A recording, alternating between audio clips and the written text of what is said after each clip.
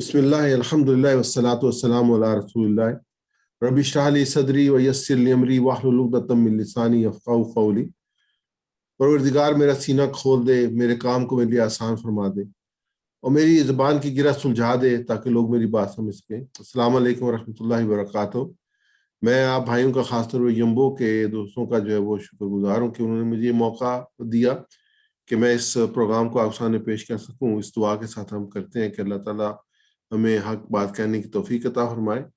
और सबसे पहले हम दुआ करते हैं, नबी अकरम सल्लल्लाहु अलैहि वसल्लम दुआ फरमाया करते थे, अल्लाहुम्मा बल्लिग़ना रमज़ान, अल्लाह हमें खैर व आफियत के साथ रमज़ान मुबारक तक पहुँचा दे।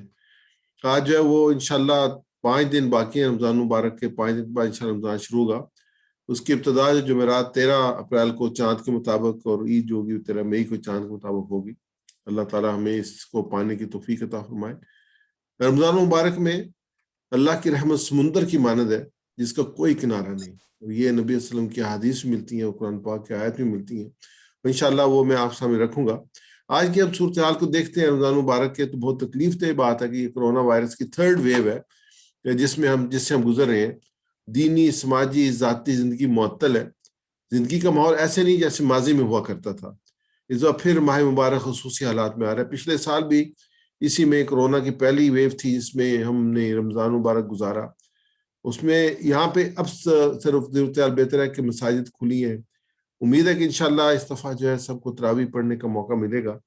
पिछले साल तो ये था कि उसमें तरावी भी नहीं पढ़ सके थे, बल्कि ईद की नमाज भी नहीं पढ़ी थी हम लोगों ने। अल्लाह ताला अपनी रहमत फरमाए। जो आज की सूरत हाल है कोरोना की पाकिस्तान में, तो ये हमारे सामने पहली वेव थी जो पीक जो थी वो मई जून 2020 में थी। फिर दूसरी वेव जो थी वो नवंबर और दिसंबर में थी और अब ये तीसरी वेव है। तो इसको अगर हम देखें तकरीबन तीसरी वेव जो है वो दूसरी वेव को क्रॉस कर चुकी है और तीसरी के बराबर है जो डेथ रेट है डेली के हिसाब से हमारे सामने। अगर हम सऊदी अरब को देखें तो अल्हम्दुलिल्लाह हमें ये नजर आता है कि पहली वेव जो थी उसने तो खासा नुकसान किया था, लेकिन उसके बाद दूसरी वेव सऊदी अरब में नहीं आई। अभी जो पाकिस्तान में तीसरी वेव है उसकी सूरत हाल ये है कि वो सऊदी अरब की दूसरी वेव है। उसमें भी रेट बहुत कम है और बहुत कंट्रोल में है। अल्लाह रब्बुल इज़्ज़त इसको और कम करे ताकि जो सऊदी अरब में हरमैन शरीफैन है उनकी जो एक उसमें जो इबादत के मौके हैं वो लोग हासिल कर सकें, उम्रा कर सकें और मस्जिद नबी में नमाज और तरावी अदा कर सकें और बाकी मसाजिद भी खुले रहे। अल्लाह अपना रहम फरमाए। रमज़ान के मौजूदा हालात में एक चीज़ जो बहुत अहम है सबके लिए वो ये कि एहतियाती तदाबीर इख्तियार करें, हजूम वाली जगह पर ना जाएं, मास्क का इस्तेमाल करें, कुव्वत मुदाफ़त को बेहतर बनाएं, वैक्सीन लगवाएं क्योंकि अब तो पिछले साल तो वैक्सीन नहीं थी, इस वक्त वैक्सीन जो अवेलेबल है और सऊदी अरब में तो बहुत तेज़ी के साथ जो है वो लगाई जा रही है। यहाँ पे पाकिस्तान में भी अल्हम्दुलिल्लाह। तो अल्लाह ताला से दुआ है कि अल्लाह ताला इस वबा से इंसानियत को निजात अता फरमाए। आमीन या रब्बुल आलमीन। रमज़ान की फजीलत के बारे में आते हैं तो ये सूरा बकरा की कू नंबर 23 है, आयत नंबर 183 से लेके 128 से पूरा एक रुकू है जिसमें रमज़ान, कुरान, रमज़ान की अहमियत, अहकामात, ये चारों चीज़ें जो इसमें आएंगी। आयत मुबारक या औज़ु बिल्लाहि मिनश शैतानिर रजीम या अय्युहल्लज़ीना आमनू कुतिबा अलैकुमुस्सियामु कमा कुतिबा अलल्लज़ीना मिन क़ब्लिकुम लअल्लकुम तत्तकून। ऐ लोगों जो ईमान लाए हो, तुम पर रोजे फर्ज कर दिए गए जिस तरह तुमसे पहले अंबिया पर के पैरों पर फर्ज किए गए थे। इससे तवक्को है कि तुम्हें तकवा की सिफ़त पैदा होगी। इसमें हम देखते हैं कि जो मेन इसमें फोकस हमारे सामने रखा है इसमें वो जो है वो तत्तकून यानी कि तकवा की सिफ़त का है। और जो खिताब है या अय्युहल्लज़ीना आमनू से उन लोगों से है जो कि ईमान लाए। उसमें यह कि अरबी में रोजे को सौम कहते हैं। रोजा फारसी ज़बान का लफ्ज़ है। अरबी सौम के यानी किसी काम से रुक जाना, यानी कि जो सौम होगा यानी इसे किससे रुकना। शरई इस्तिलाह में हम कहते हैं कि सुबह सादक से लेके गुरूब आफ्ताब तक खाने से पीने से रुक जाना।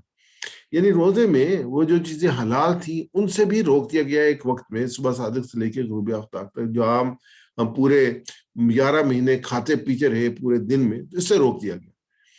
अमरे ज़ौजियत से रोक दिया गया और फिस्को फजूर से रोक दिया गया, यानी गिब्बत से, फौश से, बदज़बानी वगैरह से, जुबान के तमाम गुनाहों से रोज़े से बचने की सख्त ताकीद जो है वो हदीस पाक में आई है।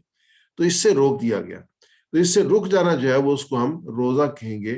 तो उसमें यह है कि दूसरी जो बात हमारे सामने है कि तुम पर रोज़े फर्ज कर दिए गए جس طرح تم سے پہلے انبیاء کے پیروں پر فرض کیے گئے تھے.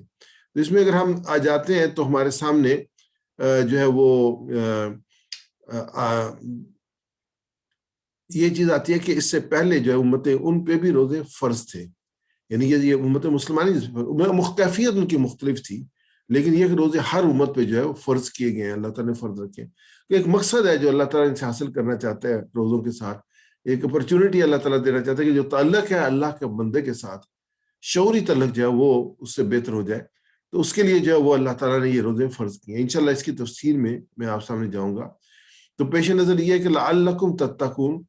تو اس کے بعد اگلی آیت میں آ رہا ہے وَلِتُكَبِّرُوا اللَّهَ عَلَىٰ مَا هَدَاكُمْ لَعَلَّكُمْ تَشْكُرُونَ. یعنی کہ اس کے مقاصد کیا ہیں کہ تقویٰ ہے، اللہ کی کبریائی پر یقین ہے، اور اللہ کا شکر ہے. تین چیزیں جو ہیں وہ ہمارے سامنے آتی ہیں. یہاں پہ لعلکم تتقون آیا، وہاں پہ لعلکم تشکرون آیا. تو یہ روزے نماز جو ہے وہ نبوت کے 5ویں سال میں مکہ مکرمہ میں فرض ہوئی تھی، جو شب معراج میں عطا کی گئی. نبی صلی اللہ علیہ وسلم جب معراج پہ گئے تو وہاں پہ جو ہے 5 نمازیں فرض ہوئی ہیں. اور رمضان کے روزے جو ہیں وہ ہجرت کے بعد 2 ہجری میں مدینہ منورہ میں جنگ بدر سے پہلے جو ہے وہ فرض کیے گئے تھے. اور نبی اکرم صلی اللہ علیہ وسلم نے ابتدا میں مسلمانوں کو صرف ہر مہینے 3 روزے رکھنے کی ہدایت فرمائی تھی. یعنی یہ فرض نہیں تھے، پہلی امتوں میں بھی تھے.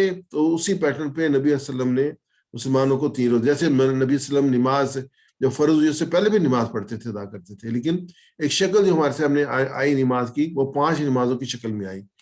ایسے روزے اللہ کے رسول صلی اللہ علیہ وسلم پہلے بھی رکھتے تھے، لیکن مدینہ میں 2 ہجری میں جنگ بدر سے پہلے جو ہے وہ روزے فرض کیے. اس کے بعد 2 ہجری میں جو ہے وہ جنگ بدر پہ گئے، اللہ تعالیٰ نے فتح عطا فرمائی. مکہ مکرمہ جو ہے وہ فتح ہوتا ہے، وہ بھی جو ہے وہ رمضان المبارک میں ہوتا ہے. جنگ بدر بھی رمضان المبارک میں ہوئی تھی. اور اس کے بعد ہم دیکھتے ہیں پاکستان کی تشکیل ہے وہ الحمدللہ وہ بھی 27 رمضان کو ہوئی ہے. تو بڑے امپارٹنٹ ایونٹس ہیں جو کہ رمضان المبارک میں ہوئے ہیں. لعلکم تتقون، تقویٰ کیا ہے؟ تقویٰ صغیرہ اور کبیرہ، ظاہری اور باطنی گناہوں سے بچنے کا نام ہے. یہ جو لفظ ہے تقویٰ، اس کو ہم واضح کر لیں، کیونکہ مقصد یہ تھا کہ اس کے جو اللہ تعالیٰ فرمائے کہ روزے فرض کیجیے تاکہ تمہارے اندر تقویٰ پیدا ہو. لعلکم تتقون، تقویٰ مضبوط رسی ہے جو دلوں کا احساس ذمہ داری، خدا خوف، اللہ سے غضب سے بچنے کی فکر اور اللہ کی رضا کی طلب پیدا کرتی ہے. یعنی کہ دونوں چیزیں ہیں، اس سے بچنے کی بھی فکر ہے اور جو ہے وہ طلب بھی اللہ تعالیٰ کی رضا کی. تو یہ تقویٰ ہے.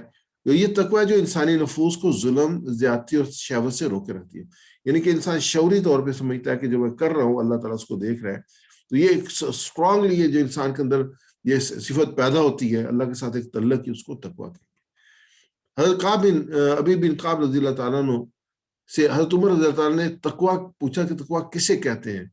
تو انہوں نے عرض کیا، امیر المومنین، آپ کو کبھی ایسے راستے گزرنے کا اتفاق ہوا جس کے دونوں طرف خاردار جھاڑی ہوں اور راستہ تنگ ہو؟ تو حضرت عمر رضی اللہ تعالیٰ نے فرمایا بارہا. تو انہوں نے پوچھا آپ ایسے موقع پہ کیا کرتے ہیں؟ حضرت عمر رضی اللہ تعالیٰ نے جواب دیا، میں دامن کو سپیڑ لیتا ہوں اور بچتا ہوا چلتا ہوں کہ کانٹے دامن سے الجھ کر اسے تار تار نہ کر دیں. حضرت ابی رضی اللہ تعالیٰ نے فرمایا بس اسی کا نام تقویٰ ہے. یعنی زندگی کا یہی راستہ جس پر انسان سفر کر رہا ہے، یعنی کہ دونوں طرف افراد و تفریح، خواہشات، میدان نفس، وسواس، ترغیبات، گمراہی، نافرمائیوں کی خاردار جھاڑیوں سے گھرا ہوا اس راستے پر کانٹوں سے دامن بچاتے ہوئے چلنا اور اطاعت حق کی راہ سے ہٹ کر بندندیشی، بدکاری کی جھاڑیوں میں نہ الجھنا، یہی تقویٰ ہے. اگر آج ہم اپنا جائزہ لیتے ہیں تو اس زمانے کو لیں تو آج زمانے کو لیں تو ہمارے سامنے جو ہے بے شمار برائی ہے. جو شیطان نے اللہ رب العزت کے سامنے کہا تھا کہ میں دائیں سے، بائیں سے، آگے سے، پیچھے سے اس کو بہکاؤں گا، اس کی تیری سیدھی راہ بیٹھاؤں گا، تو آج ہمیں لگتا ہے کہ ہمیں چاروں طرف سے گھیر لیا گیا ہے. تو اس میں جو ہے وہ اپنی راہ جو ہے وہ آخرت کی راہ کو کھوٹا کرنے سے بچاتے ہوئے زندگی کو گزارنا جو ہے، اس کے لیے جو کیفیت کی ضرورت ہے، جو اس کے لیے جو زیادہ راہ کی ضرورت ہے، وہ تقویٰ ہے، وہ جو اللہ کے ساتھ تعلق جائے. تو تقویٰ کہ میں نے ڈرنا، بچنا اور رک جانا ہے. ڈرنا اس وجہ کہ اللہ کی نافرمانی سے ڈرنا، بچنا اللہ کے احکامات کی مخالفت سے بچنا، اور رک جانا جو کام اللہ کی مرضی کے خلاف ہے ان سے رک جانا. یعنی کہ اس کو اگر ہم اس طریقے سے ہم لے لیتے ہیں تو یہ ساری چیزیں اس کے اندر آ جاتی ہیں. یعنی جو کام اللہ کی مرضی سے کے مخالف ہیں ان سے رک جانا. یہ جن کو اللہ تعالیٰ رکنے کا حکم دیا ان سے رک جانا، جن کو شریعت نے اور اللہ کے رسول صلی اللہ علیہ وسلم نے رکنے کا حکم دیا ان سے رک جانا. تو اس کا نام جو ہے وہ تقویٰ ہے.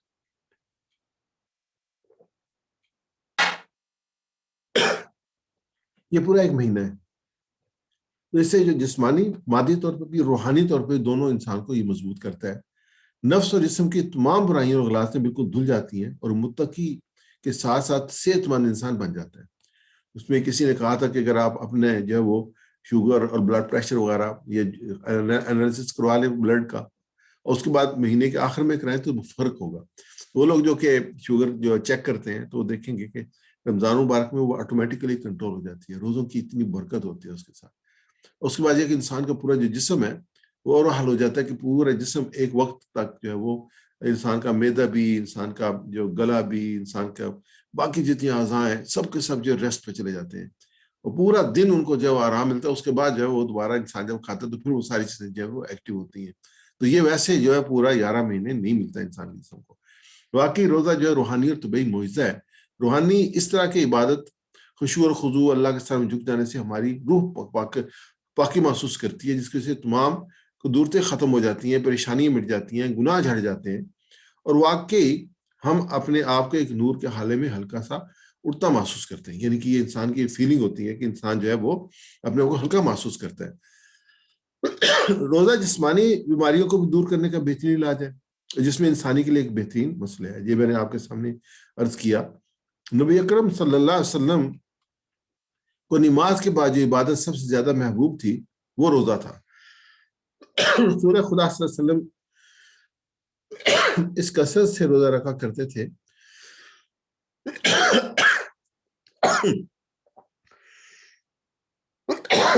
کہ صحابہ بعض اوقات دنگ رہ جاتے تھے. ایسا لگتا تھا کہ نبی صلی اللہ علیہ وسلم روزہ افطار نہیں کریں گے، لگاتار رکھیں گے. معاف کیجیے گا، مجھے کھانسی بھی ہے اور تھوڑا سا اس وجہ سے. تو ہم آگے اگلی آیت پہ چلتے. یہ آپ اپنی جو ہے نا ویڈیوز بند کرنے بھائی، کیونکہ یہ سپیس لیتی ہے اس کے اوپر، اسکرین کے اوپر، اور ٹیکسٹ کور ہو جاتا ہے. تو یہ سب آپ بھی بند کر لیں. اگلی آیت مبارکہ ہے شہر رمضان الذی انزل فیہ القرآن ہدی للناس وبینات من الہدی والفرقان ومن شہد منکم الشہر فلیصم. سورہ بقرہ کی آیت نمبر 185 ہے. رمضان وہ مہینہ ہے جس میں قرآن نازل کیا گیا جو انسانوں کے لیے سراسر ہدایت اور ایسی واضح تعلیمات پر مشتمل ہے جو راہ راست دکھانے والی، حق و باطل کا فرق کھول کر رکھ دینے والی ہے. لہذا اب سے جو شخص اس مہینے کو پائے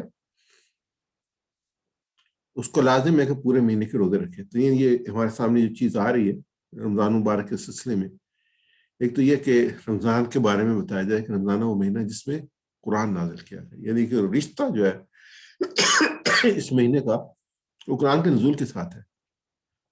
آپ کے لیے یہ انفارمیشن بڑی انٹرسٹنگ ہوگی کہ نبی صلی اللہ علیہ وسلم کی حدیث پاک نے فرمایا کہ حضرت ابراہیم علیہ السلام کے صحیفے رمضان کی پہلی تاریخ کو نازل ہوئے، اور رات 6 رمضان میں، انجیل 13 رمضان میں اور قرآن 24 رمضان میں نازل ہوا. یعنی قرآن پاک جو تھا جو وہ آسمان زمین جو زمین کا آسمان ہے اس پہ جو ہے نازل کیا گیا، اور پھر اس کے بعد جو ہے وہ ایسا ایسا نبی اکرم صلی اللہ علیہ وسلم پر نازل ہوا. قرآن مجید رمضان کی پہلی رات میں پورا لوح محفوظ سے آسمان دنیا پر نازل کیا گیا، مگر نبی اکرم صلی اللہ علیہ وسلم پر اس کا نزول 23 سال میں رفتہ رفتہ ہوا. یعنی یہ ساری کتابیں جو ہیں سب کے سب رمضان مبارک میں نازل ہوئی ہیں. تو اس لیے جو ہے پورا قرآن لوح محفوظ سے قرآن دنیا پر ليلۃ القدر کی رات میں اترا، جس کو کہا ليلۃ القدر خیر من الف شہر، کہ 1000 مہینوں سے زیادہ بہتر ہے.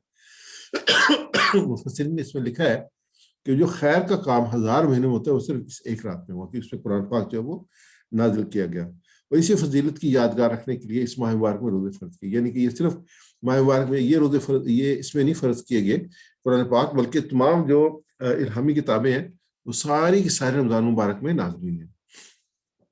اس کے بعد نزول کے بعد فرمایا کہ جو انسان کے لیے سراسر ہدایت ہے، ہدی للناس یعنی وبینات من الہدی والفرقان، اور ایسی تعلیمات اور مشتمل ہے جو راہ راست دکھانے والی اور حق و باطل کا فرق کھول کر دینے والی ہیں. ہم نے اس میں تھا لعلکم تتقون، اس کے بعد جو ہے وہ اس کو کس طریقے سے حاصل کیا جاتا ہے؟ رمضان مبارک کے نزول کے ساتھ، قرآن پاک کے نزول کے ساتھ رمضان مبارک میں وہ اس کو حاصل کیا جاتا ہے.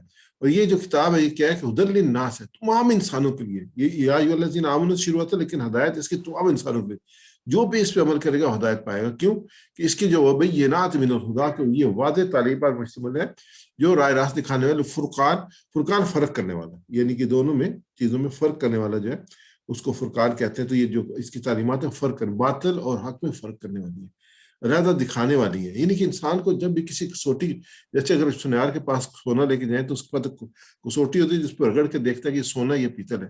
جیسے یہ قرآن پاک ہے، یہ کسوٹی ہے، فرقان اس کو کہا گیا کہ آپ کے پاس جو بھی سوچ ہے، جو بھی چیز ہے، اس کو اگر آپ نے پروف کرنا ہے کہ یہ واقعی حق ہے یا باطل ہے، تو قرآن پاک کی تعلیمات جو ہمیں بتائیں گی کہ یہ حق ہے. جو قرآن پاک میں بیان کیا گیا وہ حق ہے، یہ فرقان یہ کرنے والی ہے. تو اس میں پھر یہ اس میں کہا گیا کہ من شاہد منکم الشہر فلیصم، بس جو اس لہٰذا اس مہینے کو پائے اس کے لازم اس پورے مہینے کے روزے رکھے. یعنی کہ یہ فرضیت تھی جو یہاں پہ بیان کی گئی. اب یہ دیکھتے ہیں قرآن پاک کے بارے میں چند آیات میں آپ سامنے پیش کرتا ہوں. سورہ بنی اسرائیل کی آیت ہے، ان ھذا القرآن یہدی للتی ہی اقوم وبشر المؤمنین الذین یعملون الصالحات ان لہم اجرا کبیرا. حقیقت یہ ہے کہ یہ قرآن وہ راہ دکھاتا ہے جو بالکل سیدھی ہے. جو لوگ اس کو مان کر بھلے کام کرنے لگے کہ انہیں یہ بشارت دیتے ہیں ان کے لیے بڑا اجر ہے. اس کے بعد یہ ہم اس کے ساتھ جو اپنا رابطہ ہے، جو تعلق ہے، اس کو ہم انالائز کرتے ہیں کہ ہمارا تعلق کیا ہے. اس تعلق ہم نے کیسے ہمیں اس کو ریوائز کرنا چاہیے، اس کے بارے میں غور و فکر کرنا چاہیے. اچھا، آج کے مسلمان کا تعلق خاص طور اگر پاکستان کے نقطہ نظر سے یا پاکستانیوں کے نقطہ نظر سے عرض کرنے کی کوشش کروں گا کہ وہ یہ ہے کہ ہم اس قرآن پاک کو پڑھتے ہیں، بڑی محبت کرتے ہیں، اس کو نیچے نہیں رکھتے، اور ہمارا پوری کوشش ہوتی ہے کہ اس کو بلند رکھا جائے. اور ہم اس کو نادرہ پڑھتے ہیں. اور کئی تو ایسے ہماری بہن اور بھائی ہیں جو کہ جو ہے وہ رمضان مبارک میں ایک سے زیادہ قرآن پاک ختم کرتے ہیں، 4 5 بار قرآن پاک ختم کرتے ہیں. لیکن آپ نے کبھی یہ سوچا ہے کہ اتنا پڑھنے کے بعد آپ کو کوئی میسج ملا، آپ کوئی پیغام ملا، کوئی پیغام آپ تک پہنچے کہ اپنی زندگی کیسے گزارنی ہے؟ آپ نے پڑھ لیا، آپ کو اجر تو مل گیا، اس میں کوئی دو رائے نہیں ہے. کہ یہ حق ہے اس کا کتاب کا کہ اس کو جو وہ الفاظ اس کے پڑھ لیے جائیں، اس کے جو پیغام ہے، جو اس کی اصل ہے، جس کو ہم نے یہاں پہ جو ہدایت، جو واضح تعلیمات ہیں، جو رائے راست دکھانے والی ہیں، جو آپ کو باطل کا فرق کھول کر رکھتے ہیں. کیا آپ کو حق اور باطل کا فرق پتہ چلا؟ کیا آپ کو رائے راست پتہ چلی کہ کس راستے پہ آپ نے چلنا ہے؟ تو یہ کہ اس میں ہے کہ اللہ تعالیٰ نے تو یہ کہا ہے وَلَقَدْ يَسَّرْنَا الْقُرْآنَ لِلذِّكْرِ فَهَلْ مِن مُدَّكِرٍ، کہ ہم نے اس قرآن کو نصیحت کے لیے آسان ذریعہ بنایا ہے. پھر کوئی ہینڈ کا نصیحت قبول کرنے والا ہے؟ اللہ تعالیٰ نے اس کو آسان بنایا ہے، اللہ تعالیٰ نے مشکل نہیں بنایا. کیونکہ جیسے انسان کو آکسیجن کی ضرورت ہوتی ہے تو اللہ تعالیٰ نے اس کو عام بنایا ہے کہ انسان کو ہر جگہ مل جائے گی. پانی زندگی کے حصے تو ہر جگہ مل جائے گا، ایسی ہدایت ہے.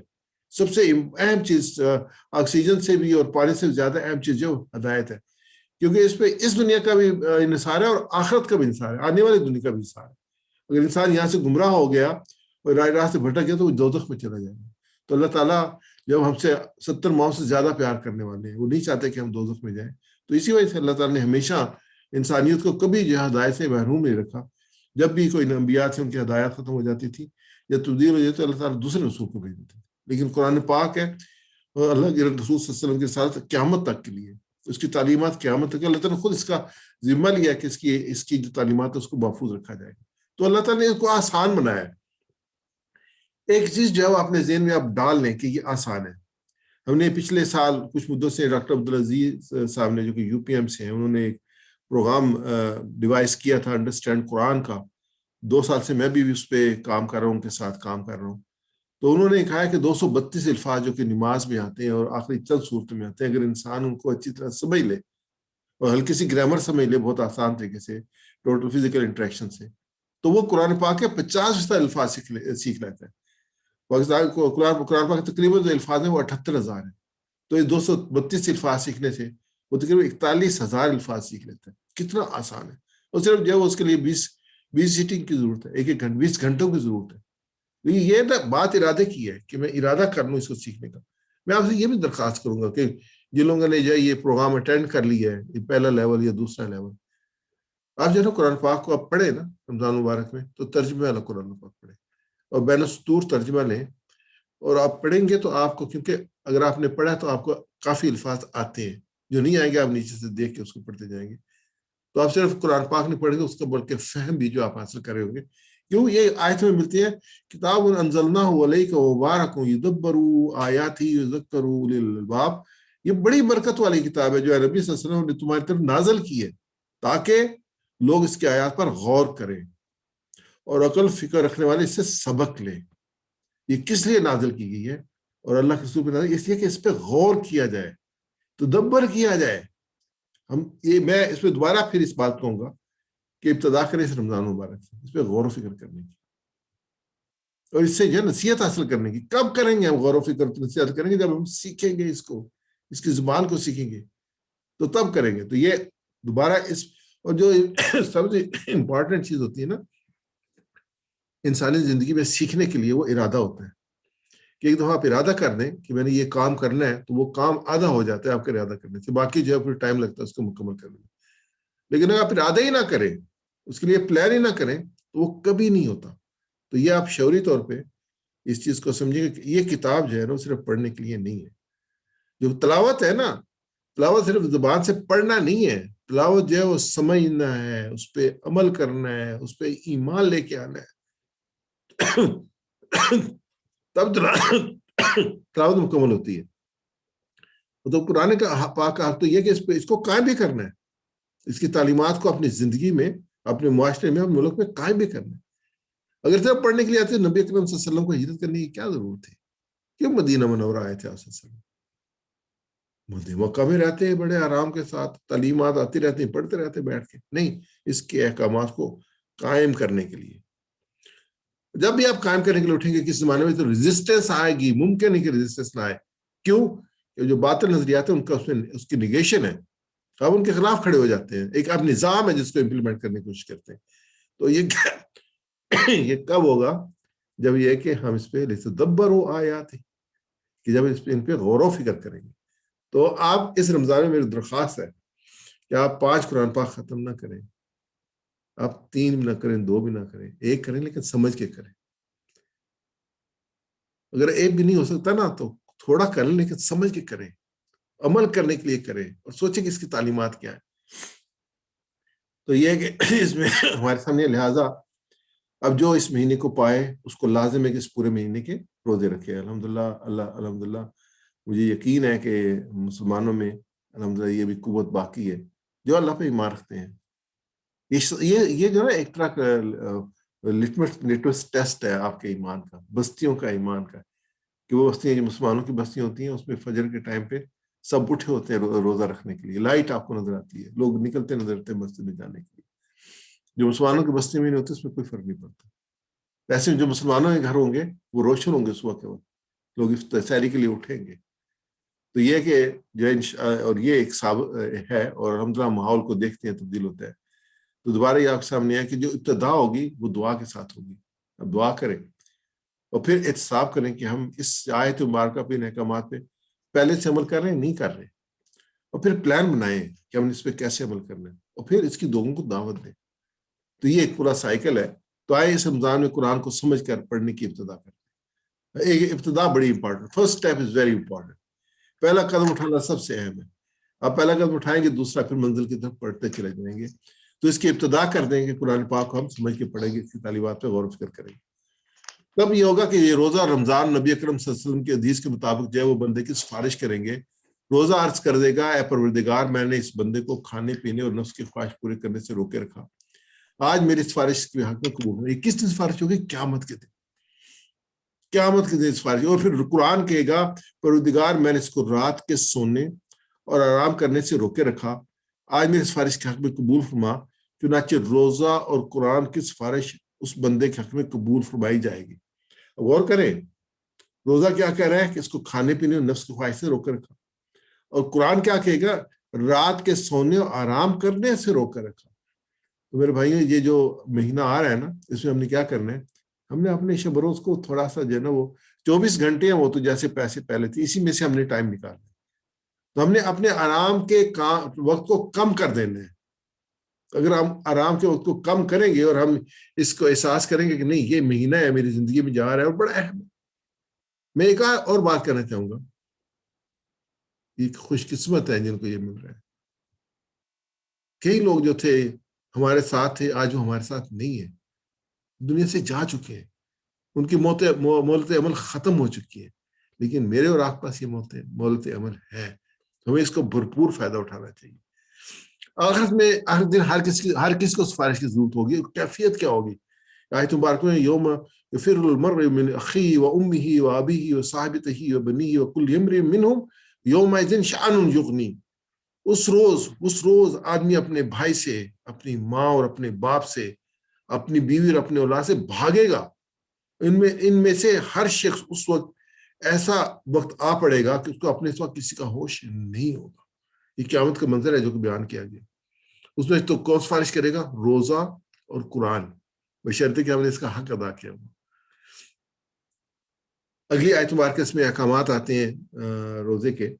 وَمَنْ كَانَ مَرِيضًا أَوْ عَلَىٰ سَفَرٍ فَعِدَّةٌ مِّنْ أَيَّامٍ أُخَرَ يُرِيدُ اللَّهُ بِكُمُ الْيُسْرَ وَلَا يُرِيدُ بِكُمُ الْعُسْرَ وَلِتُكْمِلُوا الْعِدَّةَ وَلِتُكَبِّرُوا اللَّهَ عَلَىٰ مَا هَدَاكُمْ لَعَلَّكُمْ تَشْكُرُونَ۔ اور جو کوئی مریض ہو یا سفر پر ہو تو دوسرے دنوں میں روزوں کی تعداد پوری کرے۔ اللہ تمہارے ساتھ نرمی چاہتا ہے، سختی کرنا نہیں چاہتا، اس لیے یہ طریقہ تمہیں بتایا جا رہا ہے تاکہ تم روزوں کی تعداد پوری کر سکو۔ جس ہدایت سے اللہ تعالیٰ نے تمہیں سرفراز کیا ہے اس پر اللہ کی کبریائی کا اظہار و اعتراف کرو اور شکر گزار بنو۔ اللہ رب العزت بہت کریم ہے، اللہ تعالیٰ بہت رحمان اور بہت رحیم ہے۔ اللہ تعالیٰ نے روزے فرض کیے ہیں، لیکن اس میں ایکسیپشن ہے۔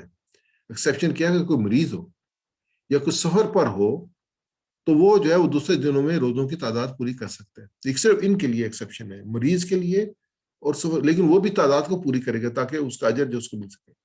اور یہاں پہ کہا گیا ہے کہ جو ہے یرید اللہ بکم اليسر ولا یریدکم بکم العسر، کہ اللہ تعالیٰ تمہارے ساتھ نرمی کرنا چاہتا ہے، سختی کرنا نہیں چاہتا۔ اور یہ اللہ تعالیٰ سارے احکامات میں ہے۔ اب دیکھیں نماز میں ہے، اگر آپ وضو نہیں کر سکتے کہا تیمم کر لو، اگر آپ کھڑے ہو کے نہیں پڑھ سکتے کہا بیٹھ کے پڑھ لو، اگر بیٹھ کے نہیں پڑھ سکتے لیٹ کے پڑھ لو، اشاروں کے ساتھ پڑھ لو، لیکن فرض ادا کرو۔ اللہ تعالیٰ بہت رحیم ہے۔ ایسے ہی روزوں کے بارے میں کہا کہ یہ فرض ہے، لیکن اگر کوئی بیمار ہے یا سفر پر ہے تو وہ اپنے روزوں کی تعداد پوری کرے۔ اگر کوئی ایسا مریض ہے، جس سے پچھلی آیت تھی کہ جس کو جو زندگی کی کوئی نہیں تو وہ فدیہ دے دے، جو ہے وہ ایک جو کھانا ہے جس لیول کا وہ کھاتا ہے، تقریباً 2.5 کلو گندم جو ہے اس کا وہ بنتا ہے، تو وہ جو ہے وہ رقم جو ہے وہ ایک روزے کا ایک فدیہ دے دے۔ اللہ تعالیٰ فرماتے ہیں کہ یہ اس لیے بتایا لِتُكْمِلُوا الْعِدَّةَ، کہ تاکہ تم اپنی تعداد کو پورا کر سکو۔ اور اس کے بعد کیا ہے؟ وَلِتُكَبِّرُوا اللَّهَ عَلَىٰ مَا هَدَاكُمْ، اور اللہ کی کبریائی بیان کرو علامہ اس وجہ سے کہ اللہ تعالیٰ نے تمہیں جو ہے ہدایت سے سرفراز کیا، اللہ تعالیٰ نے تمہیں ہدایت دی، لعلکم تشکرون، تاکہ تم شکر گزار بنو۔ یہ اللہ تعالیٰ کا شکر کرنا جو ہے نا یہ بڑا اہم ہے، کہ قلیل ما تشکرون کہا گیا کہ کم ہی لوگ جو ہم شکر گزار ہوتے ہیں۔ اللہ تعالیٰ نے بڑی نعمتیں ہمیں دی ہیں، بہت نعمتوں سے نوازا ہے، تو ہمیشہ ہمیں جو ہے یاد رکھنا چاہیے اور اللہ کا شکر ادا کرنا چاہیے۔ وَإِن شَكَرْتُمْ لَأَزِيدَنَّكُمْ، تو میں شکر ادا کروں تو تمہیں اور دوں گا۔ اللہ کا شکر ادا کرنا کیا ہوتا ہے؟ کہ اللہ تعالیٰ کے احکامات کا حق ادا کیا جائے۔ اللہ تعالیٰ نے مال دیا نا تو شکر کیا ہوگا کہ اللہ کے راہ میں خرچ کیا جائے۔ اللہ تعالیٰ نے سے دیا نا، اس کا یہ ہوگا کہ اللہ تعالیٰ کے لوگوں کی خدمت میں خرچ کیا جائے، تو یہ ہوگا شکر ہوگا۔ تو اس کی اگلی آیت مبارکہ ہے وَإِذَا سَأَلَكَ عِبَادِي أَنِّي فَإِنِّي قَرِيبٌ أُجِيبُ دَعْوَةَ الدَّاعِ إِذَا دَعَانِ فَلْيَسْتَجِيبُوا لِي وَلْيُؤْمِنُوا بِي لَعَلَّهُمْ يَرْشُدُونَ۔ یہ دعا کے بارے میں ہے کہ اے نبی صلی اللہ علیہ وسلم، میرے بندے اگر تم سے میرے متعلق پوچھے تو انہیں بتا دو۔ انسان کے ذہن میں آتا ہے نا، تو اللہ تعالیٰ نے یہاں پہ جو ہے اس کا بتا دیا گیا۔ کیا بتا دو؟ کیا پوچھے کہ اللہ تعالیٰ کہاں ہے؟ اللہ تعالیٰ ہماری سنتے نہیں سنتے، اللہ تعالیٰ قبول کرتے نہیں کہ اللہ تعالیٰ کو بتا دو کہ میں ان کے قریب ہوں۔ نانو اقرب آیت مبارکہ ہے کہ میں شاہراہ سے زیادہ قریب ہوں۔ تو میں انی فانی قریب، میں قریب ہوں۔ اجیب دعوت الداعی اذا دعان، جب پکارنے والا مجھے پکارتا ہے، اس پکار کو سنتا ہوں اور جواب فلیستجیبوا لی، اور میں اس کو جواب دیتا ہوں۔ ولیؤمنوا بی، اور انہیں چاہیے کہ میری جو وہ ایمان لائیں، میری دعوت لبیک کے مجھ پہ ایمان لائیں، فلیستجیبوا لی، میری دعوت پہ ایمان لائیں، ویؤمنوا بی، مجھ پر ایمان لائیں، لعلہم یرشدون، شاید کہ وہ راہ راست پا لیں۔ یہ رشد جو ہے وہ ہدایت، رشد و ہدایت کہتے ہیں نا، ہدایت کب پار، یعنی کہ یہ سب سے اہم بات ہے جو یہاں پہ ہے، جو ہمیں ایک تعلق اللہ تعالیٰ کے ساتھ کہ اللہ تعالیٰ ہمارے قریب ہے، اللہ تعالیٰ ہم جب پکارتے ہیں اللہ تعالیٰ ہماری پکار کو سنتے ہیں اور جواب دیتے ہیں. کتنے خوش قسمت ہے ہم کو. جو دعا ہے اس کے بارے میں کہا گیا جب انسان دعا کرتا ہے اللہ تعالیٰ قبول کرتا ہے اس کو. ہو سکتا ہے اگر اس کے لیے بہتر نہ ہو تو اس کے لیے آخرت کے لیے جو وہ اس کا اجر کا باعث بنتے ہیں. اور آخرت میں ایک شخص پہنچے گا، اللہ کے رسول صلی اللہ علیہ وسلم کی حدیث ہے کہ وہ دیکھے گا اتنا بڑا اس کو اجر ملے، تو کہ میں نے کوئی کام تو نہیں کیا، تو بتایا کہ تمہاری وہ دعائیں جو قبول نہیں ہوتی ان کو آخرت کے لیے ذخیرہ کر لیے گا. کوئی کاش میری دنیا میں کوئی دعا قبول نہ ہوتی.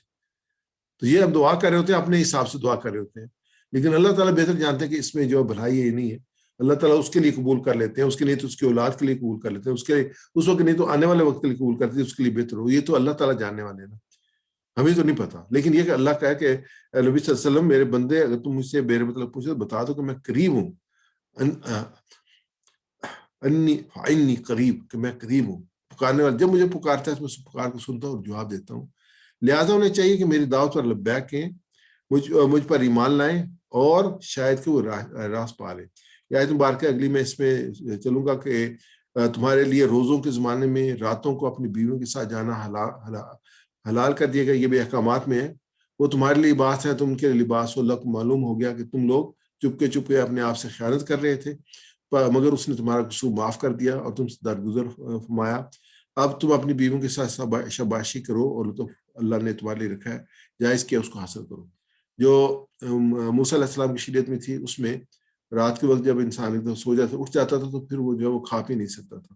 تو اللہ تعالیٰ نے اس کو جو ہے وہ مسلمانوں کے لیے اس کو اوپن کیا، یہ دیے کہ نہیں تم یہ کام کر سکتے ہو، کھا بھی سکتے ہو، پی بھی سکتے ہو اور مباشرت بھی کر سکتے ہو.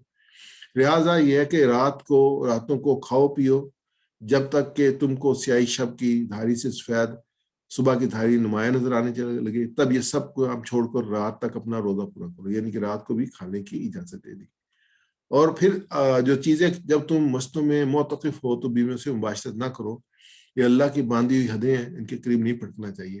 یعنی ایک تو 20 روزے ہیں، اس کے بعد 10 روزے جو ہے وہ لوگ اعتکاف کرتے ہیں. نبی اکرم صلی اللہ علیہ وسلم بھی اعتکاف کیا کرتے تھے. اس میں یہ کہ یہ پوری جو عبادت کا مہینہ ہے تو اس میں جو کمی یا اس میں جو خواہش یا جو فوکس ہے کہ یہ کہ اس میں زیادہ سے زیادہ اجر کمایا جائے، تو وہ 30 دن جو وہ آدمی 10 دن جو مکمل طور پہ جو اللہ تعالیٰ کے لیے جو مسجد میں بیٹھ جائے اور اپنے آپ کو جو وقف کر دے اس کام کے لیے، تو وہ جو ہے اس میں کہا گیا کہ تم معتکف ہو. اس کے لیے پوری ڈیٹیل ہے، آپ اس کو پڑھ سکتے ہیں جو کتابیں ہیں ان کے اندر. اس طرح اللہ اپنے احکام لوگوں کی وسعت بیان کرتا ہے تو کیا وہ غلط روی سے بچیں گے، کہ اللہ تعالیٰ نے واضح طور پہ یہ احکامات بیان کر دی ہیں.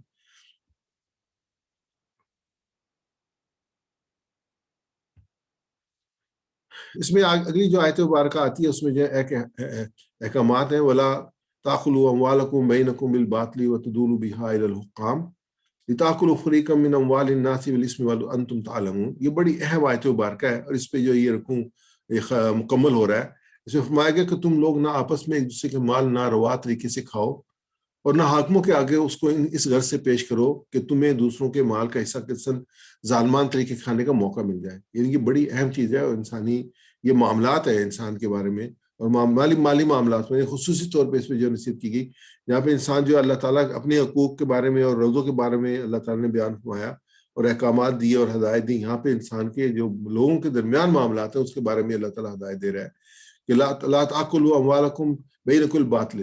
تو اس میں جو وہ کھانے پینے سے رکنے کی تھی حرمت جو تھی، وہ حکم جو تھا وہ عارضی حکمت تھی.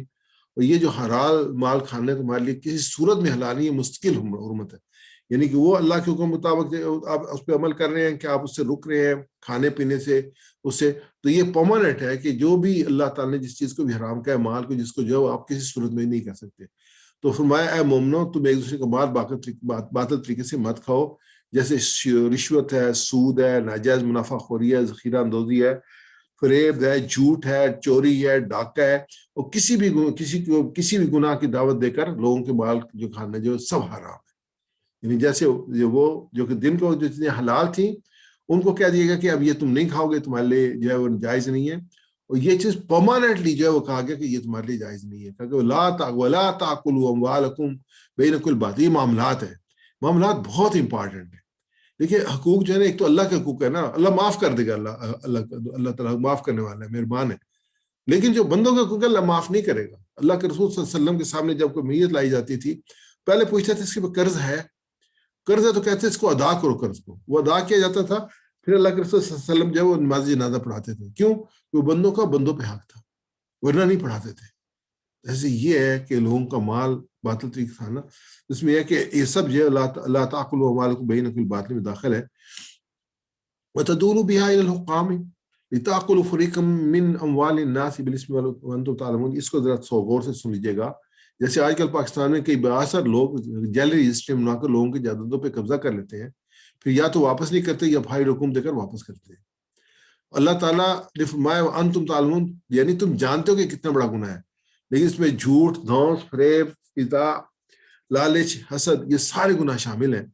حدیث پاک ہے, حضرت مومنین ام سلمہ رضی اللہ تعالیٰ عنہ روایت کرتی ہیں کہ نبی صلی اللہ علیہ وسلم نے ارشاد فرمایا کہ تم میرے پاس جھگڑے لاتے ہو, ممکن ہے کہ تم میں سے کوئی شخص اپنی دلیل کی بیان پر چرب زبان اور میں اس کے حق میں فیصلہ دے دوں, یوں وہ اپنے بھائی کا حق لے لے, تو یاد رکھے کہ میں اس طرح اسے جہنم کا ٹکڑا دوں گا, یعنی کہ وہ اپنے لیے نار جہنم جمع کرے گا. بخاری شریف حدیث. یعنی کہ یہاں پہ کہ انتم تعلمون, اور تم جانتے ہو. آج دیکھیں نا جو ملک میں ہمارے ہو رہا ہے, وکیل کیے جاتے ہیں, چرب زبان وکیل, یہ بہت تیز وکیل ہے. وہ کیا ہے, وہ جھوٹ کو سچ ثابت کر دیتا ہے, سچ کو جھوٹ ثابت کر دیتا ہے, تو یہ چرب زبان ہے. اور دوسروں کے حق جو ہتھیا لیے جاتے ہیں. دنیا میں تو ہتھیا لیے جائیں گے, آخرت میں کیا ہوگا؟ جو اہم چیزیں انسان کو جب بھی معاملات ہیں اس کے بارے میں جب غور و فکر کرنے کا موقع ملے تو اس کو یہ دیکھنا چاہیے آخرت میں کیا ہوگا, اللہ کے سامنے پیش. یہ دنیا تو گزر جائے گی, یہ تو ایک عارضی چیز ہے, نہ کوئی اس دنیا کو ساتھ لے کے گیا ہے, نہ کوئی ساتھ لے کے جائے گا. سب کو خالی ہاتھ آیا ہے, خالی ہاتھ جانا ہے, لیکن اعمال ساتھ لے کے جانا ہے, اور اس کا حساب کتاب. نبی اکرم صلی اللہ علیہ وسلم کی حدیث مبارکہ ہے, حضرت امامہ رضی اللہ تعالیٰ بیان کرتے ہیں, رسول اللہ صلی اللہ علیہ وسلم نے فرمایا جو شخص قسم کھا کر کسی مسلمان کا حق مارتا ہے تو اللہ اس کے لیے دوزخ واجب کر دیتا ہے اور جنت کو حرام کر دیتا ہے.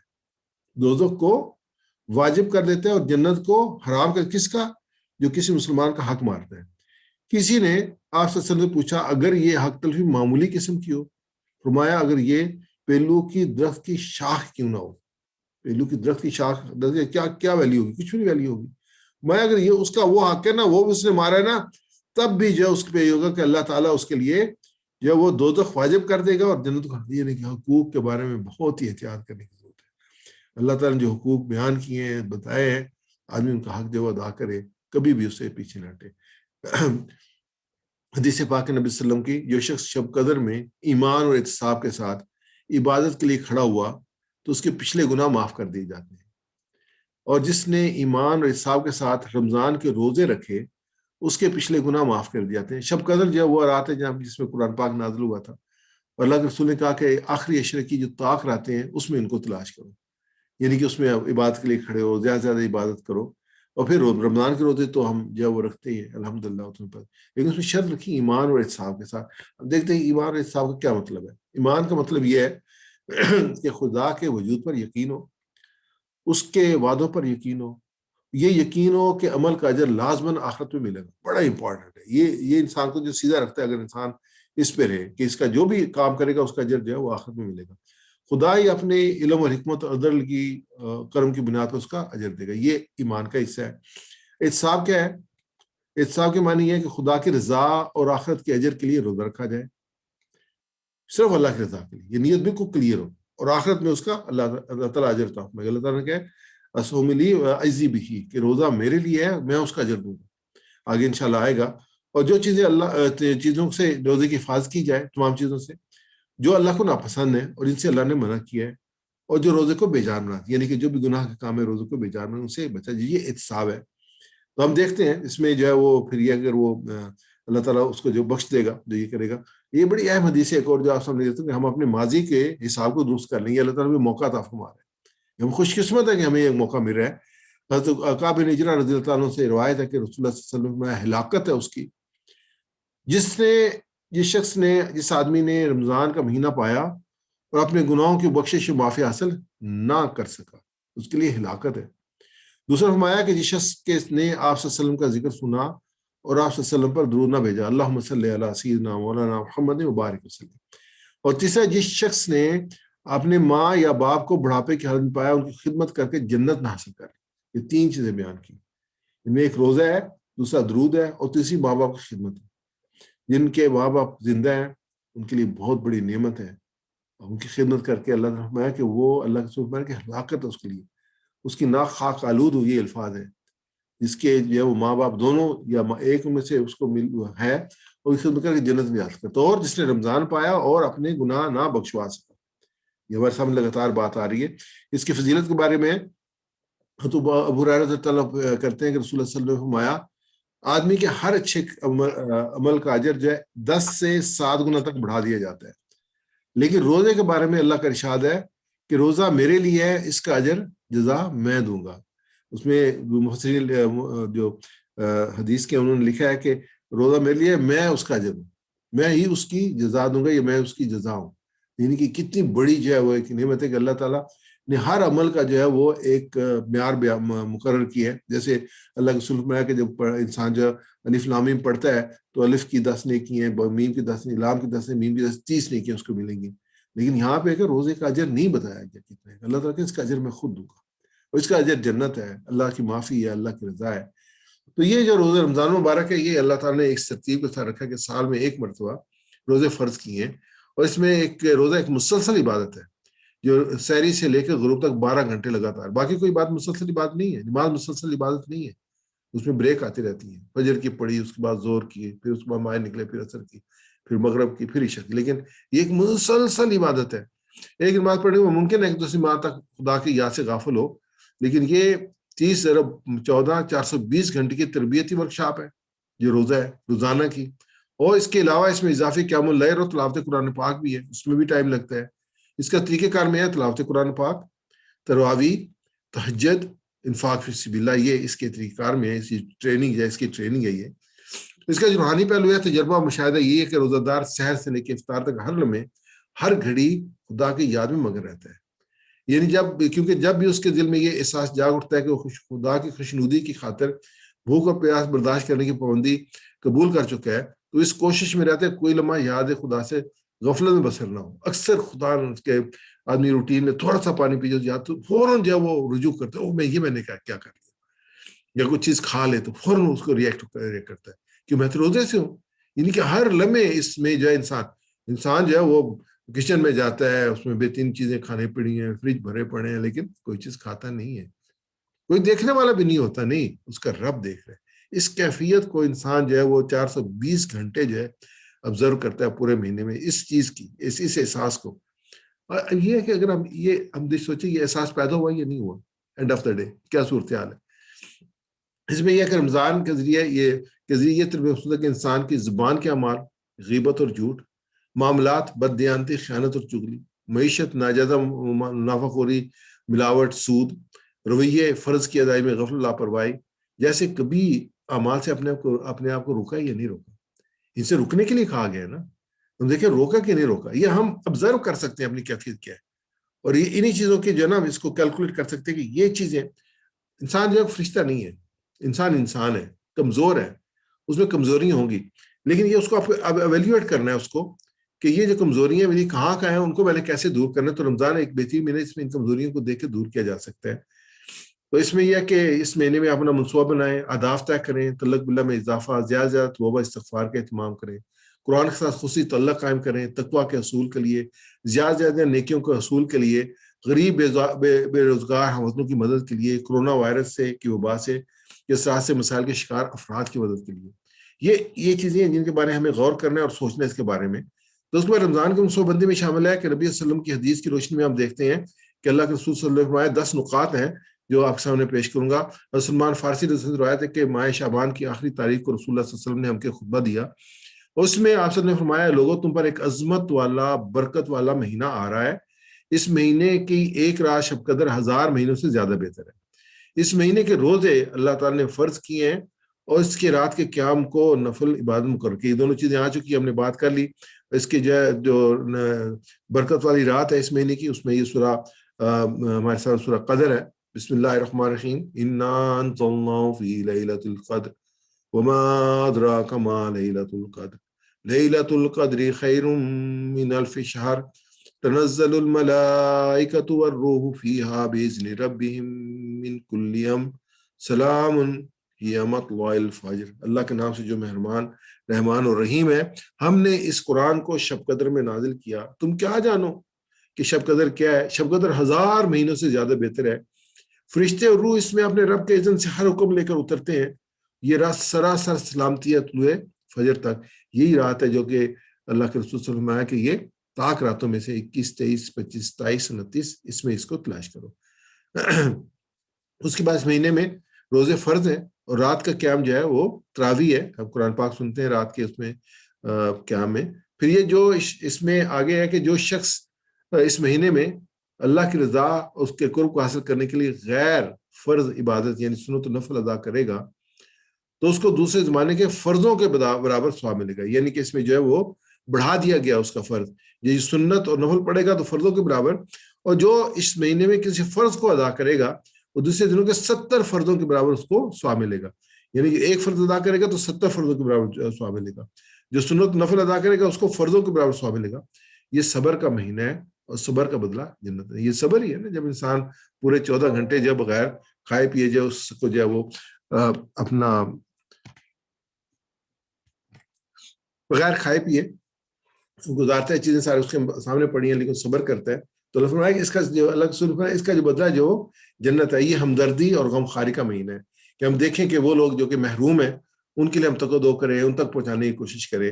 اس مہینے میں مومن کے رزق میں اضافہ کر دیا جاتا ہے، یعنی مومن کا رزق جو وہ بڑھا دیا جاتا ہے۔ اس میں دوسری ہے کہ جو شخص روزہ دار کو روزہ افطار کرائے اس کے لیے گناہوں کے معاف ہونے اور آگ کی خلاصی کا سبب ہوگا، اس کو روزہ دار کے برابر ثواب دیا جائے گا بغیر اس کے روزہ دار کے صبر میں ثواب میں کوئی کمی ہو۔ یہ بہت بڑا انسینٹیو ہے کہ آپ اہتمام کریں لوگوں کا روزہ کا افطار کرانے کی، اس میں یہ زیادہ اجر کمائے، اللہ تعالیٰ نے آپ کو مالی وسعت دی ہے تو آپ نے دل کو بھی کھلا کر دیں تاکہ سب لوگ اس میں شامل ہو جائیں۔ صحابہ نے عرض کیا یا رسول اللہ صلی اللہ علیہ وسلم، ہمیں سے ہر ایک اتنی وسعت نہیں رکھتا کہ روزہ دار کو افطار کرائے، تو آپ صلی اللہ علیہ وسلم نے فرمایا کہ اللہ تعالیٰ یہ ثواب اس کو بھی دے گا جو تھوڑی سی لسی پر یا صرف پانی کے ہی کے گھونٹ پر کسی روزہ دار کو روزہ افطار کرا دے گا۔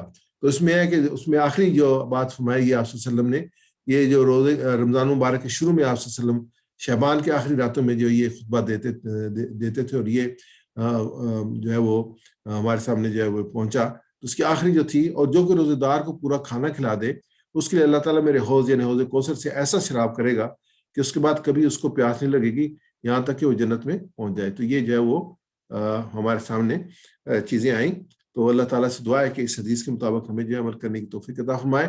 روزہ پوری شخصیت کا ہے، انسانی زندگی کا بنیادی مقصد اپنے رب کو راضی کرنا ہے اور اللہ کی بات اور اطاعت سے روزہ رکھتے ہوئے ہم اپنے رب سے عہد کرتے ہیں کہ سارا دن ہم اپنی آنکھ، اپنے منہ، اپنی زبان،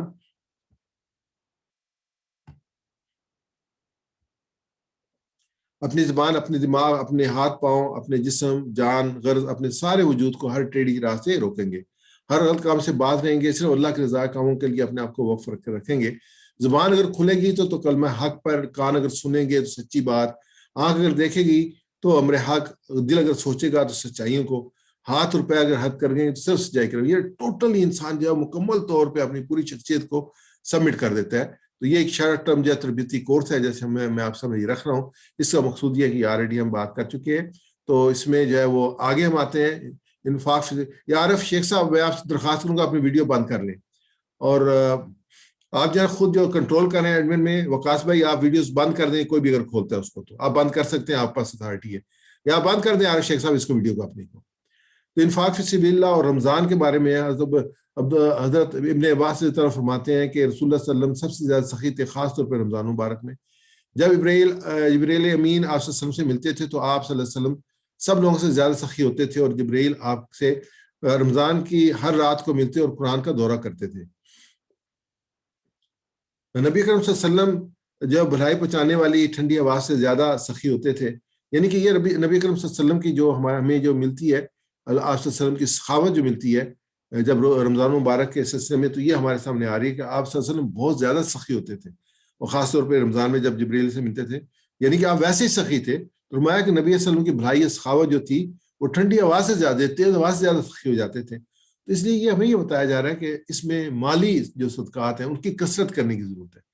اس میں جو ہمیں قرآن پاک کی آیت ملتی ہے اس پہ غور کیجیے گا، مثل الذین ينفقون اموالهم والو فی سبیل اللہ کمثل حبۃ انباتت، یعنی کہ ایک جو مثل حبۃ، ایک حبہ کی ہے، انباتت سبع سنابل، جس میں 7 جو ہے وہ بالیں نکلیں گی، فی کل سنبلۃ مئۃ حبہ، اور ہر پہ 100 دانے ہوں گے، واللہ یضاعف لمن یشاء واللہ واسع علیم، جو لوگ اللہ کی راہ میں مال خرچ کرتے ہیں ان کی مثال اس دانہ کی سی ہے جس کی 7 بالیں ہوں گے، پھر ہر بالی میں 100 دانے ہوں، یعنی 700 گنا تک اجر پاتے ہیں۔ اللہ جسے چاہتا ہے اس سے بھی زیادہ اضافہ بڑھاتا ہے، اللہ بڑی وسعت اور خوب جاننے والا ہے، یعنی اللہ تعالیٰ بڑا رحیم ہے۔ یعنی آپ آپ نے کسان کو دیکھا ہے، ایک گندم کی بوری لے کے وہ کھیت میں جاتا ہے، اور جب واپس آتا ہے تو ٹرک بھرے ہوتے ہیں جس کو لے کے آ رہا ہوتا ہے، یعنی ایسے ہی جو ہے اللہ نے مثال دی ہے، بالکل اسی طریقے سے آپ ایک دانہ بوئیں گے تو 700 تک جو آپ کاٹیں گے۔ تو یہ جو ہے یہ بہترین یہ مہینہ وہ ہے جس میں ایک کا جو وہ 70 گنا جو ہے اس کے لیے اجر لکھ دیا جاتا ہے فرض کا، اور جو نفل ہے ان کو جو فرضوں کے برابر اجر ملتا ہے، جس میں اور بڑھا دیا جاتا ہے۔ تو اس میں آیت مبارکہ سورہ حدید کیا، من ذا الذی یقرض اللہ قرضا حسنا یضاعفہ ولہ اجر کریم، کہ کون ہے جو اللہ کو قرض دے اچھا قرض تاکہ اللہ اسے کئی گنا بڑھا کر واپس کر دے، اور اس کے لیے بہترین اجر ہے، یعنی کہ اللہ تعالیٰ واپس بھی کرتے ہیں اور اجر بھی عطا فرماتے ہیں۔ یہ سورہ حدید کی آیت مبارکہ ہے، ان المصدقین والمصدقات یقرضون اللہ قرضا حسنا یضاعف لہم ولہم اجر کریم، مرد اور عورتوں میں سے جو لوگ صدقات دینے والے ہیں جنہیں اللہ نے قرض حسنہ دیا ہے، جنہوں نے اللہ کو قرض حسنہ دیا اس کو کئی گنا بڑھا کر واپس کر دیا جائے گا، ان کے لیے بہترین اجر، یعنی کہ ہمارا ایمان رہے کہ جو ہم اللہ کی راہ میں دے رہے ہیں ہمیں کئی گنا واپس بھی ملے گا اور اجر بھی ملے گا۔ یعنی کہ اللہ کی راہ میں مال دینے سے مال کم نہیں ہوتا بلکہ بڑھتا ہے۔ دیکھنے میں تو ہوتا ہے وہ کسان اپنی بوری جو کھیت میں ڈال دیتے ہیں نا، لیکن وہ ضائع تو نہیں ہوتی، پھر اللہ تعالیٰ کی رحمت آتی ہے، اس میں بارش برستی ہے، پھر اللہ کرم فرماتا ہے، اس میں جو سورج کی شعائیں اس میں پڑتی ہیں تو اس میں سے وہ فصل نکلتی ہے اور وہ کاٹ کے لے جاتے ہیں۔ ایسے جب اللہ کے راہ میں مال خرچ کریں گے تو اللہ تعالیٰ اس کو کئی گنا کر کے ہمیں واپس کرے گا۔ نبی اکرم صلی اللہ علیہ وسلم کی حدیث ہے، ابو ہریرہ رضی اللہ تعالیٰ اس کے راوی ہیں کہ اللہ تعالیٰ فرمایا کوئی شخص جب اپنے حلال مال میں سے زکوٰۃ دیتا ہے اور اللہ اس کو قبول کرتا ہے تو اللہ تعالیٰ اس کو اپنے دائیں ہاتھ میں لے لیتا ہے، اگرچہ وہ ایک کھجوری کیوں نہ ہو، پھر وہ رحمان کے ہاتھ میں بڑھنے لگتا ہے، یہاں تک وہ پہاڑ کے برابر ہو جاتا ہے، جیسے کہ کوئی شخص اپنے گھوڑے کے بچے یا گائے کے بچڑے کی پرورش کرتا ہے۔ تو یعنی کہ حلال مال میں سے کتنی ایک کھجور، اللہ تعالیٰ حرام مال کو نہیں قبول کرتا، وہ تو بلکہ ظلم میں آتا ہے۔ اللہ تعالیٰ حلال بالکل قلیل ہو لیکن حلال ہو تو اللہ اس کو قبول کرتا ہے، اور اس کا اجر کیا ہے کہ اللہ تعالیٰ پہاڑ کے برابر اس کو کر دیتا ہے۔ ہم جائزہ لیتے ہیں کہ 5 کروڑ جو ہمارے پاکستان کے پاکستانی ہیں وہ غربت کی لائن کے نیچے گزار رہے ہیں، تعلیم اور علاج صرف ان کے لیے جن کے پاس دولت ہے، 42 لاکھ یتیم معاشرے میں موجود ہیں، امن و سکون بنیادی ضروریات ناپید ہیں، بجلی اور صاف پانی مہیا نہیں ہے، حکومت اپنی ذمہ داری پوری کرنے میں ناکام رہی ہے۔ بدقسمتی سے پاکستان میں چند خاندانوں کی، وڈیروں کی، خانوں کی، جو انگریزوں کے زمانے میں جن کو جائیدادیں ملی تھی وہ، یا جو مختلف مقبرے ہیں یا جو بنائے ہوئے ہیں وہ ان کے جو مجاور ہیں، ان کی جو مخدوم اپنے کہتے ہیں، انہوں نے پاکستان کو غلام بنا رکھا ہے۔ یہ گروپ ہے لوگوں کا جو 200-300 جو ہے وہ خاندان ہے جو ہر حکومت میں شامل ہوتے ہیں اور پالیسی میکنگ میں یہ شامل ہوتے ہیں، اور پالیسی ساری وہ بناتے ہیں جن کا فائدہ ان کو ہوتا ہے، لوگوں کو نہیں اس کا فائدہ پہنچتا، لوگ غریب سے غریب ہو رہے ہیں۔ یہ مشکل حالات ہمیں اللہ کو راضی کرنے اور جنت کمانے کا موقع فراہم کرتے ہیں۔ دیکھیں وہ کہتے ہیں مینجمنٹ ہوتا ہے نا کہ جہاں پہ تھریٹس ہوتی ہیں وہاں پہ اپرچونٹی ہوتی ہیں، تو یہ ایک اپرچونٹی ہمیں مل رہی ہے اس لیے سے۔ تو اس میں جب سب سے ہے کہ اللہ کے راہ میں جو مال دیا اس کی زکات نکالنا، تو سونے جو ہے اگر کسی کے پاس 7.5 تولے ہے تو اس کو زکات اس پہ لازم آئے گی۔ اگر اس کو ہم کنورٹ کریں ریالوں میں تو 16,839 ریال ہے، جس کے پاس یہ مال ہے تو وہ صاحب نصاب ہے، جس پہ 1 سال گزر گئے۔ یہ آج کا ریٹ ہے، کل کا ریٹ ہے جو میں نے چیک کیا تھا، جو پر گرام ہے 192.46 ہے، 46 جو ہے نا پر گرام ہے۔ آپ ریٹ جب بھی آپ نے کیلکولیٹ کرنا ہو کر لیں۔ ایسی چاندی کا نصاب ہے کہ جس پہ جو ہے فرد زکات لے سکتا ہے، جو چاندی کے نصاب سے کم ہوگا نا، سونے کے نصاب جو ہے زکات دینے کے لیے، چاندی کا نصاب جس کے پاس چاہے اس سے کم ہے 1,861 ریال سے کم ہے تو وہ زکات لے سکتا ہے۔ یہ جامعہ رشیدیہ کی فتویٰ ہے جس سے میں نے اس کو لیا اس چیز کو۔ اس میں نقدی ہے جس کا چاندی کے نصاب کو پورا ہو جائے، اس کے بعد زیور ہیں جن کا وزن بقدر نصاب یا زیادہ ہو، پلاٹس ہیں، یہ سارے زکات میں آئیں گے، ان کی جو ویلیو ہے پلاٹ کی جو فوراً جس پہ فروخت ہوتی ہے، آج کی انویسٹمنٹ جو لوگ جو پلاٹس میں کرتے ہیں تو وہ بھی اس پہ بھی جو ہے نا آپ کو زکات دینی ہے۔ 1 پلاٹ آپ رکھ سکتے ہیں اپنے گھر بنانے کے لیے، اگر آپ پاس گھر ہے اس کے بعد آپ کو پلاٹ ہے تو سب پہ زکات آئے گی۔ اس کے بعد سیونگز ہیں، اس کی جو بینک میں پڑی ہیں، قرضی رقوم ہے، وہ رقوم جو آپ کو واپس ملنے کے امکانات ہیں، جو واپس ان کے امکانات نہیں ہیں ان کا فیصلہ کر سکتے ہیں، ان کو معاف کر سکتے ہیں جیسے بھی۔ اور اس کے بعد شیئرز ہیں جو مارکیٹ پرائس ہے ان کی، اس پہ آپ زکوٰۃ دیں گے، مال تجارت پہ آپ زکوٰۃ دیں گے. تو جو کل سرمایہ آپ کیلکولیٹ کریں اس کو 0.025 سے جو 2.5% ہے وہ 0.025 بنتا ہے، اسے ضرب دے دیں تو یہ آپ پاس زکوٰۃ آ جائے گی. زکوٰۃ فارم بھی ہے، آپ اس پہ اگر گوگل پہ جائیں تب مل جائیں گے، اگر آپ مجھے میل کریں گے تو میں بھی آپ کو بھیج دوں گا. پورا ایکسل پہ شیٹ بنی ہے، اس میں صرف اپنی ویلیوز آپ نے ڈالنی ہے، آٹومیٹیکلی زکوٰۃ کیلکولیٹ ہو کے آپ پاس آ جائے گی. خلاصہ جو ہم نے بات کی اس کو ہم دیکھتے تھے، کچھ کام کو بنائیں. یعنی کہ رمضان مبارک عام مہینوں سے زیادہ عبادت میں محنت کرنی چاہیے. محنت وہ ہوتی ہے جو انسان کو تھکاتی ہے. رمضان مبارک کے پہلے میں سے لے کے آخری دن سورج غروب تک محنت کا سلسلہ جاری رہے، اور کیونکہ فوری طور پہ یہ کام بڑھا دینے چاہیے. نماز یعنی فرائض اور واجبات کا خوب اہتمام ہو، نوافل کی کثرت ہو. رمضان مبارک میں تراویح بہت بڑی نعمت ہے، کوئی مسلمان اس سے محروم نہ رہے. تہجد کا بھرپور اہتمام کیا جائے. تلاوت کم از کم 2 پارے اور سے زیادہ جس کا ممکن ہو، لیکن غور و فکر کے ساتھ قرآن کو سمجھ کر پڑھنے کی ابتدا کریں. صدقات یعنی خوب سخاوت کی جائے، خوب مال خرچ کیا جائے، مسلمانوں کو افطار کھانا پہنچایا جائے جو مالی مشکلات کا شکار ہیں. جہاد، رمضان مبارک جہاد کا مہینہ ہے. غزوہ بدر اسی مہینے میں پیش آیا تھا، اور پہلے روزے فرض کیے، اس کے بعد اسی میں جو ہے وہ جہاد کا مرحلہ پیش آیا. بہت امپارٹنٹ وہ جنگ تھی جو مسلمانوں نے جیتی، اور اس کے بعد جو اللہ کی مدد سے اور پھر حالات چینج ہوئے. تو غزوہ بدر کی ہر یاد تازہ رہنی چاہیے. جان کی قربانی، مال کی قربانی، آخرت کی فکر. ہم اس دنیا میں نہیں رہنا، اصل زندگی آخرت کی زندگی ہے. یہ فکر جو ہے وہ عقیدہ انسان کی اصلاح کے لیے لازمی ہے. زیادہ سے زیادہ محاسبہ اور مذاکرہ کیا جائے، تب مال جمع کرنے اور دنیا کی خاطر ذلیل ہونے کے عذاب سے نجات مل سکتی ہے اور اعمال میں اخلاص پیدا ہوگا. یہ 5 کام زیادہ کرنے کے، مگر یہ یاد رکھنا چاہیے کہ ہر عمل کی جان اخلاص ہے اور نیت ہے انسان کی. یعنی کہ ہر عمل اللہ کی رضا کے لیے کیا جائے، ہر عمل اللہ کا ذکر اس کی یاد سے بھرا ہوا ہو، تب وہ عمل قبول ہوتا ہے. کچھ کام بند کر دیں، یعنی بد نظری، آنکھوں سے خوب حفاظت کرنے والا رمضان کا نور حاصل کرنا مشکل ہو جائے گا. ٹی وی کم کر دیں، بہتر ہے کہ بالکل بند کر دیں، کوئی دنیا میں حالات میں فرق نہیں پڑے گا. گناہ والی مجالس میں بے حیائی کی باتیں ہو، غیبت ہو، جھوٹ کا چلن ہو، ان مجالس میں بیٹھنا بند کر دیں. چند کام کم کر دیں، کھانا کم کر دیں. یعنی کہ رمضان جو ہے وہ کھانے پینے کا مہینہ نہیں، عبادت کا مہینہ ہے. لوگوں نے اس کو کھانے پینے کا مہینہ بنا دیا. اور پھر سونا بھی کم کر دیں. اگر سوئیں گے نہیں تو ٹائم کیسے نکالیں گے؟ کیسے جو قرآن جو ہوگا آپ کے لیے سفارش کرے گا؟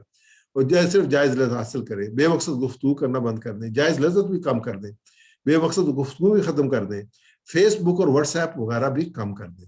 یہ میں دوبارہ کہوں گا، فیس بک اور واٹس ایپ یہ بہت بڑے چور ہے آپ کے ٹائم، آپ کو بہت کچھ چوری کرنے کے لیے. رمضان میں ہمارے پاس ٹائم نہیں ہے ان کو دینے کے لیے. دن میں 1 دفعہ دیکھ لیں، زیادہ 2 دفعہ دیکھ لیں، لیکن بار بار نہ دیکھیں. وہ تھوڑا سا دیکھ اس کے بعد اپنے آپ کو فوکس کریں اپنے رمضان مبارک کی جو برکات ہیں ان کے اوپر. یہ تمام کام عام دنوں سے کم کر دینے چاہیے.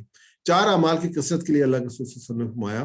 ایک یہ ہے کہ لا الہ الا اللہ کا ورد کرنا اور اللہ سے مغفرت طلب کرنا، یعنی استغفار کرنا. اور 2 جو چیزیں ہیں، جنت کا سوال کرنا اور جنت سے پناہ مانگنا. اب تھوڑا سا ہم جو ہے الخدمت دیکھ لیتے ہیں رمضان مبارک میں.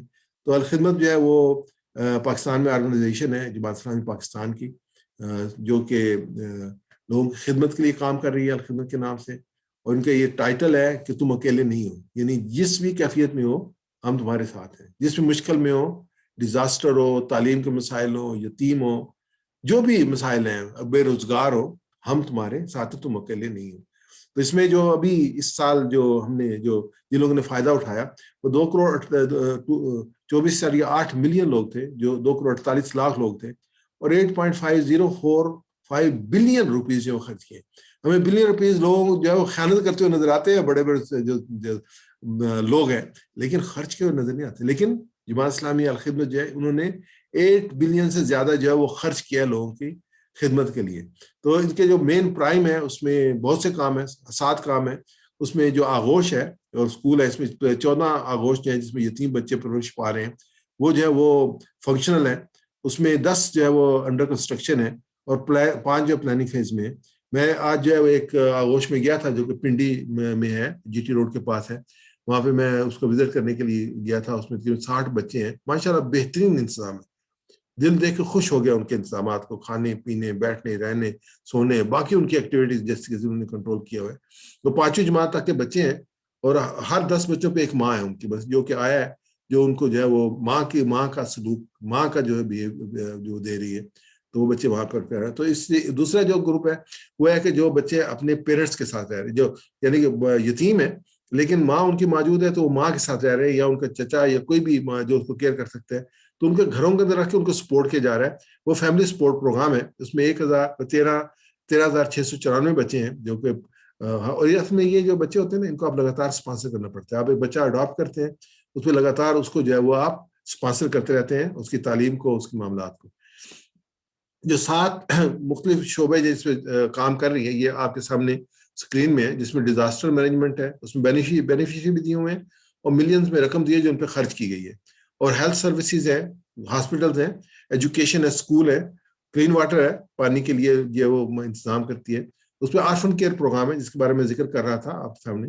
اس سے مواخات پروگرام ہے کہ جو بے روزگار ہے، پوٹینشیل ہے، پیسے نہیں ہیں، ان کو قرضہ دیتے ہیں اور 98% لوگ قرضہ واپس کر رہے ہیں. تو الحمدللہ اس میں کوئی جو ہے وہ 901 لوگ ہیں جن کو وہ بینیفٹ اٹھا رہے ہیں. ابھی شروع ہے 2-3 سال پہلے.